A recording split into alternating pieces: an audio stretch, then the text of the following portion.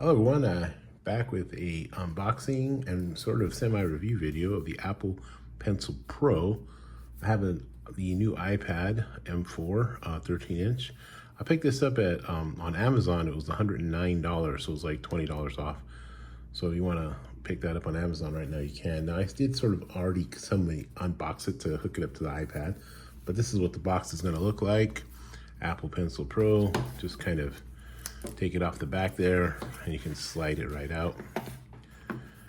It says designed by Apple in California here. And yep, there you go. You get the little paperwork. Tells you all about it, all the regulations. I'm sure you'll read all of that fine print, as will I, of course. And yeah, that's it. No stickers or anything like that. That's pretty much all that comes in it. And you have the pencil itself that comes in this little kind of plasticky thing. You roll it right out, and there you go. You can tell the difference. It says Pencil Pro. Now, I will say it does feel a little heavier. It is actually a little, or it feels a little heavier. I'm not sure if it is. It must be. It feels a little heavier than my Apple Pencil 2.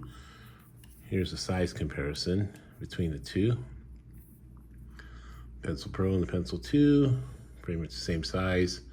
Maybe the Pencil Pro feels slightly, is it slightly taller maybe? No, it's about the same size. No, they're about the same. It does feel a little heavier though, I will say. Maybe because of the haptics that it has in it. So this is an iPad Air M1. That's hooked up to that one there. And this is a Pro. So it does need to charge a little bit, so we'll let that sit for a while. And this is the M4 Pro. So I'm a note taker. I'm not a artist, so I won't be able to comment much on that. So I'm just gonna let you know right off the bat, if you're here for any kind of artwork, you are at the wrong channel. Okay, so I'm not gonna be talking about it from that perspective. In terms of styli and note taking, one of my favorite devices to note take on was the Tab S9 Ultra. However, it is kind of cumbersome. So I did move on from that tablet. It's like a 14-inch tablet. It was able to multitask pretty well. I did not like the fact that the S Pen doesn't have an eraser on the back, and neither do these. So my favorite stylus that I've used, or the two that I've used, is the original Microsoft one, or I guess the first two iterations of them, because you can flip it over and it has an eraser function. And the Kindle Scribe stylus. That thing was amazing because it was kind of like the perfect size, felt like a pencil. It has the function I really like it. And you can use it on, at least I was able to use it on a Samsung tablet. I imagine you can use it on Android tablets. Obviously Apple, everything is proprietary, so you can't use it on either, okay? Now, in terms of this comparison here isn't really a comparison per se, because the Apple Pencil Pro is only going to work on the new iPads, the M4s. So, you know, you're not going to be able to use it on your other iPads. The Apple Pencil 2 obviously works on multiple devices as well. Now, you just have to make sure you buy the right Apple Pencil for your iPad. So if you have an older iPad that isn't the newest version of the iPad Pro, and again, this is the iPad Pro 13-inch, then the Apple Pencil Pro isn't really for you. So my sort of quote unquote somewhat review here, or overview, is really gonna be about the note-taking experience. And right off the bat, I'm gonna tell you that this Apple Pencil Pro with this setup here is much better. And it's for one reason and one reason only, and it's the haptics. You just press it here, and it's all there. So this here, that I kind of just leave here on the bar, because sometimes it does and doesn't work. This is where it's at. So as soon as you tap it, you're ready to erase. So we'll go ahead and just show you really quickly. YouTube. Excuse my writing here. I'm doing it behind the camera. How are you? And see, I'm almost kind of tapping it under. So you got to be kind of careful because you can kind of squeeze it a little too hard. I'm a little bit of a squeezer with my pencils, so I got to be careful with that. Hi YouTube, how are you? Right? I just tap, now I'm erasing. Oops, there we go. There we go, and I'm erasing. So that's super handy. So I wish I could just do this. This is what I should be able to do. This is what we all should be able to do with any stylus, because this is how we grew up writing. This is how it was, right?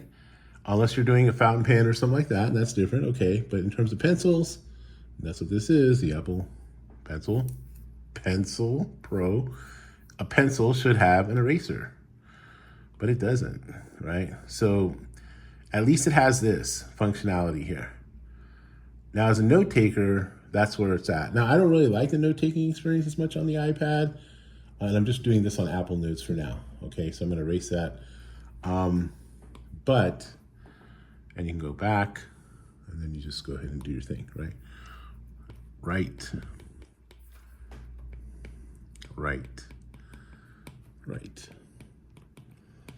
And that's it. Now you're back to this, tap it, you're ready to go.